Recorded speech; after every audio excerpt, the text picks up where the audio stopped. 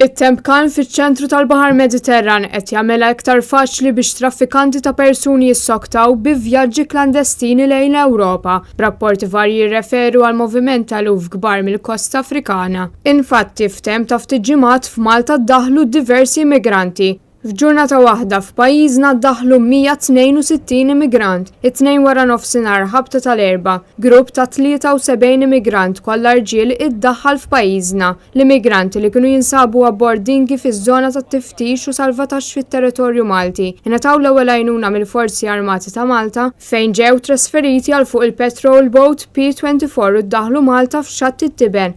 Mal-wasla tagħhom l-immigranti nataw fidejn il-pulizija mit-taqsima tal-immigrazzjoni li ħaduhom fiċ-ċentru miftuħ tal-Marsa permezz ta' 3 xarabanks tal-korp. Kif in il-proċedura kif niżlu l-art saret tfittxija fuq kull immigrant, kif ukoll ittieħdu l-marki tas-swaba tagħhom biex tkun tista' tinġabar iktar informazzjoni dwarhom. Aktar tard tal-ħabta tas-seba' ddaħħal grupp ieħor ta' 89 immigrant. Jidher li żewġ persuni ttieħdu l-isptar Mater Dei għall-kura hekk kif persuna minnhom mara tqila filwaqt il-persuna l-oħra u li jinsab ferut b'tir f'riġlu. Dan l-ammont ikompli jiżdied mal-wasla ta' iktar immigranti li ddaħlu Malta tard il-ġimgħa filgħaxija fejn 356 immigrant ġew salvati mill-bastiment Ocean Viking. Mill-bidu tas-sena s'issa, l-ammont ta' immigranti li ddaħlu Malta jaqbes l-1500 persuna.